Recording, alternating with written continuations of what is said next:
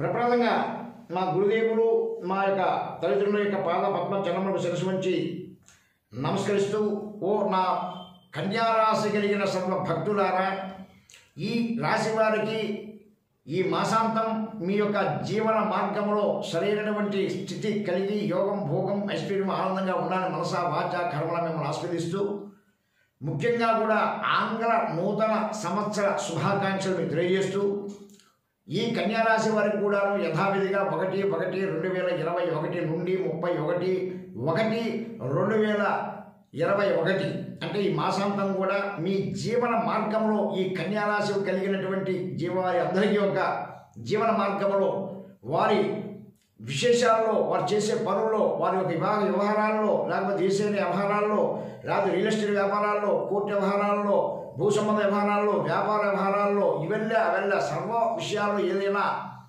గ్రహస్థితి ప్రభావితం మీద, చంద్ర ఆధారిత ప్రభావితం మీద ఎలా ఉంది, దీనికి నేను చెప్పేది 30% మీకు వర్తించే తీరుతుంది. ఇంట్లో అనుమానంలే. 60% లగ్న ప్రమాణం మీద వర్తిస్తుంది కనుక ఇది తీసుకుంటారని ఇలా చెప్పే ముందుగా మీకు కన్యారాశి వారికి కూడా ఒక మాటగా చెప్తున్నా.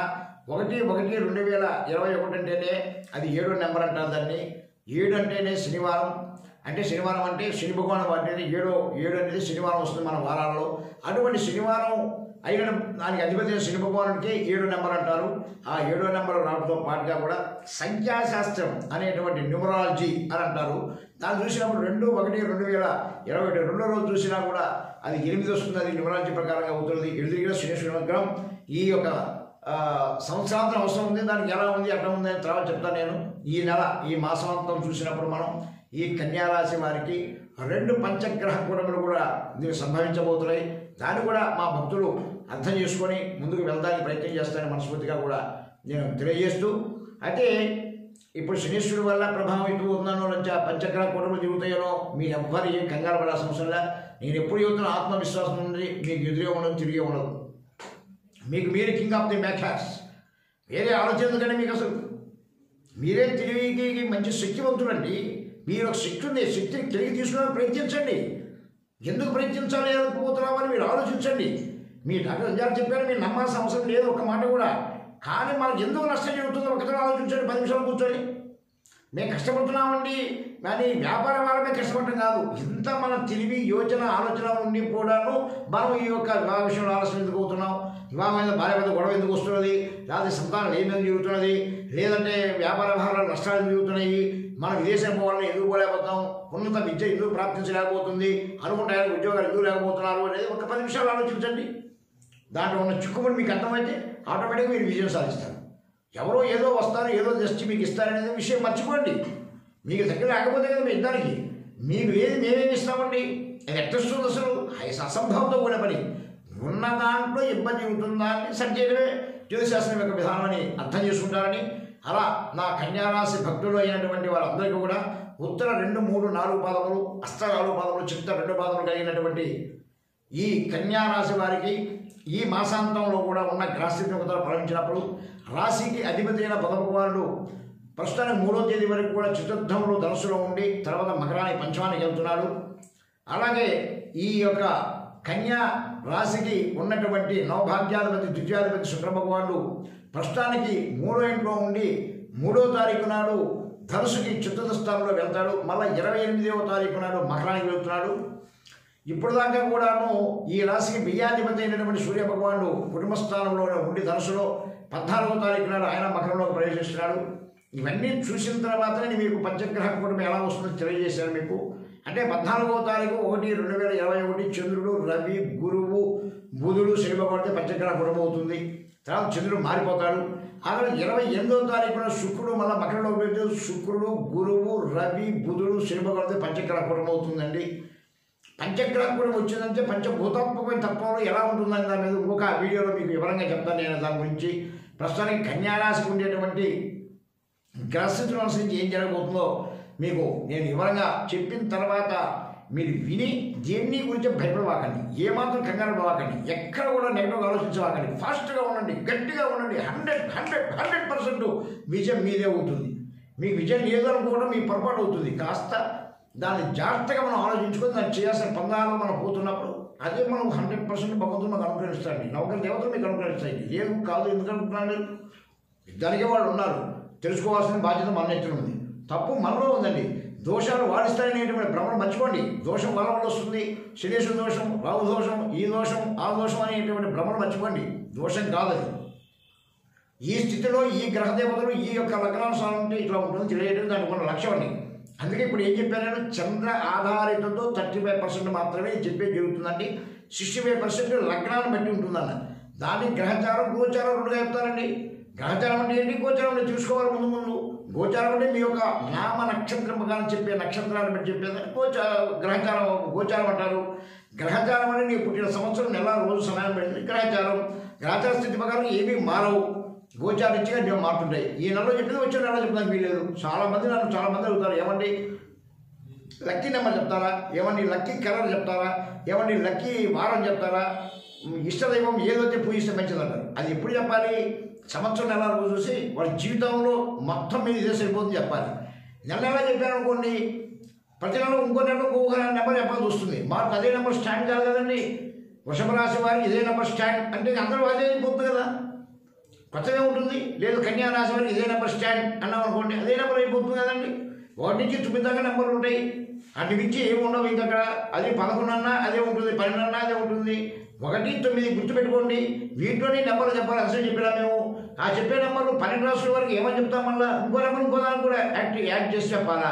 ఇది కరెక్టేనంటారా? అందువల్ల కొన్ని విషయాలు నేను చెప్పకుండా చేస్తున్నాను, ఆలోచించుకోమన్నాను, యోచించుకోమంటున్నాను. అలాంటి మా కన్యారాశి సర్వభక్తులు కూడా ఫైనల్లో నేను పరిహారం చెప్తాను. మీరు ఏ కంగారు పడాల్సిన అవసరం లేదు. దాన్ని చేయండి, విశ్వాసంతో, ఆశయంతో, మనస్ఫూర్తిగా కూడాను చేయండి. విజయం మీదే అవుతుంది, అది తీరుతుంది. అది ప్రాక్టికల్గా ఆలోచించండి. నో ప్రాక్టికల్ చేయకుండా కాలేదు లేదనుకోవాకండి. ఇంతే కావాలనుకోవాకండి, కర్మ ఇంతే కావాలనుకోవాకండి, భయపడవాకండి, ఆందోళన చెందొద్దు, మానసిక స్థైర్యాన్ని కోల్పోవాకండి. ఇది నేను అనుభవంతో చెప్తున్నా. 40 సంవత్సరాల అనుభవం, 45,000 జాతకాలు చూసిన అనుభవంతో చెప్తున్నాను మీకు. నేను మాటగా చెప్పడం లేదు. మీరు చూడండి, దాన్ని ప్రయత్నం చేయండి. ఒకరోజు ప్రయత్నం చేయవక్కడం కాదు, కొన్నేళ్ళు ప్రయత్నం చేయండి. అవసరం నన్ను కలవండి, మాట్లాడండి, విషయం తెలుసుకోండి, మీకు మంచి జరిగి తీరుతుంది. అలా మా కన్యారాశి కలిగిన భక్తులకు నేను చెప్పిన నక్షత్రాలు అనుసరించిన వాళ్ళకి ఇందాక నేను చెప్తున్న గ్రహస్థితుల ప్రకారంగా ఈ రాశికి ఇప్పుడు అత్యంతమైన ఇబ్బందికరమైన వాతావరణం అష్టమంలో ఉన్న కుజ భగవాను, కన్యారాశికి 8వ స్థానంలో ఉన్న కుజ భగవాను యొక్క ప్రభావితం మీద వివాహ విషయాలు జాగ్రత్తగా నిర్ణయాలు తీసుకోవాలి, జాగ్రత్తగా ప్రయత్నించాలి.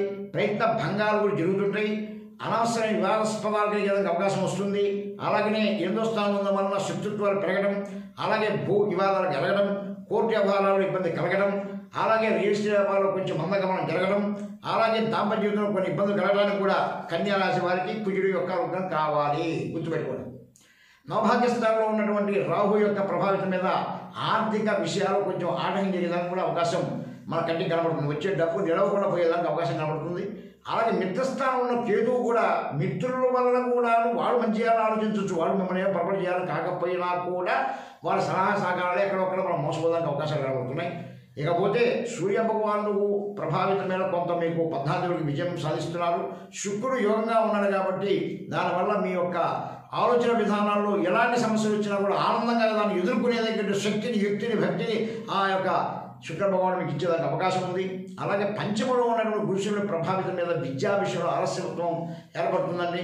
సూర్యుడి వల్ల ఉద్యోగ విషయాల్లో మంచిగా ఉన్నా, ఆరోగ్య విషయంలో మంచిగా ఉన్నా, నేను చెప్పిన ఆ యొక్క విద్యా విధానంలో మాత్రం గురుశుల యొక్క ప్రభావితం కూడా బుధుడు కూడా అక్కడ చేరాడు కాబట్టి వ్యాపార వ్యవహారములు, విద్యా విధానం తప్పనిసరిగా కూడా జాగ్రత్త వహించాల్సిన అవసరం కన్యారాశి వారికి ఉన్నదని మరీ నొక్కి ఒక్కాడిస్తున్నాను. మీరు గుర్తుపెట్టుకోండి. ఇది నేను చెప్పే ప్రతి మాట రాసుల వారు మీరు ప్రయత్నం చేసుకోండి. చూడండి మీకు ఎంతమవుతుంది వాస్తవాల గురించి. నేను చెప్పడం కాదండి. ఇంతకుముందు పోయిన నెలలో ఏం చెప్పాడు గురుగారు, ఈ నెలలో ఏం చెప్పాడు, పోయిన నెలలో చూశాను కదా, ఈ నెలలో చూస్తున్నాను కదా, దానికి డిఫరెన్స్ ఏమొచ్చింది, ఆయన చెప్పిన దాంట్లో తేడా వచ్చిందా రాలేదా, ఇది మీరు గమనిస్తే చాలు. మీరే అద్భుతంగా దాన్ని యోచించుకొని మహాశక్తివంతులుగా మారుతారు. అది చూసుకోవడమే ఉంటుందని. దీన్ని 2 నిమిషాలు తీసుకుంటే చాలు, మీరు మొత్తం మీకు అర్థమైపోతుంది. అలా తీసుకునే ఉండేదానికి ప్రయత్నిస్తారని. ఇక ముఖ్యంగా కూడా ఎప్పుడైతే రాశాల బుధుడు సింహవంత చేయడంలో నీ బుద్ధి కుశలత లోపించడానికి అవకాశం వస్తుంది కనుక ప్రధానంగా విద్య, ప్రధానంగా కూడా వివాహ విషయాలు, అలాగే కూడాను వ్యాపార వారు అంత అనుకూలంగా కన్యారాశి లేదు. దీన్ని బట్టి మనం చూసినప్పుడు 60% ఇబ్బంది వస్తుంటే 40% మాత్రం లబ్ధి జరుగుతుంది. కాబట్టి నేను అధిగమించి తీర్తాలని నేను మనస్ఫూర్తిగా కూడా విశ్వసిస్తూ నా కన్యారాశి భక్తులు కూడా యథావిధిగా విశ్వాసంతో ఉండి ఆశయంతో పనిచేయండి. తల్లిదండ్రులు మనస్ఫూర్తిగా మాతృదేవ పితృదేవ నమస్కారం చేయండి. తల్లిదండ్రుల పిల్లల సంస్కారంతో పెంచండి. మూఢనమ్మకాలకు ఎవ్వవాకండి, శాస్త్రాన్ని అపహాసం చేయవాకండి. కృష్ణో నాస్తి దుర్భిక్షం. మేము చెప్పేదాన్ని మీరు ఆత్మవిశ్వాసంతో చేయగలిగితే ఈ పరిహారంతో ఈ చెప్పే ఇబ్బందుల నుంచి కష్టాల నుంచి నేను చెప్పిన దాంట్లో కొంతవరకు మీకు మంచి జరిగేదానికి అవకాశం వస్తుందని మనసా వాచ కర్మణ మీకు తెలియజేస్తూ మీకు ఇప్పుడు పరిహారం అందిస్తున్నాడు మీ డాక్టర్ గజాల శాస్త్రి.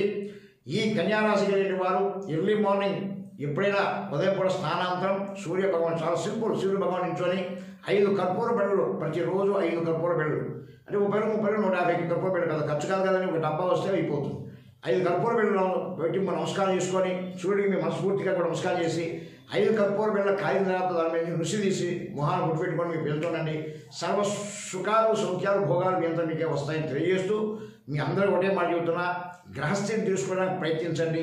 ఎప్పుడు మీకు ఏ అవసరం వచ్చినా, ఏ అనుమానం వచ్చినా, ఏది తీసుకోవాలన్నా, ఏ వ్యాపార నష్టం కానీ, వ్యవహారంలో ఇబ్బందులు కానివ్వండి, వివాహ ఇబ్బందులు కానీ, సంతాన ఇబ్బంది చెబుతున్నా, నన్ను సంపాదించాలనేటువంటి ఆలోచన వచ్చినప్పుడు మీకు నేను సిద్ధంగా ఉన్న శబ్దానికని మీకు తెలియజేసుకుంటూ మీరు సర్వకాల సర్వావస్థ సర్వం శుభం జరగాలని మనస్ఫూర్తిగా ఆస్వాదిస్తూ పెద్దలకు నమస్కరిస్తున్నా, పిల్లలకు ఆయుష్మాన్ భావం చేస్తున్నా. నమస్కారం. శవం.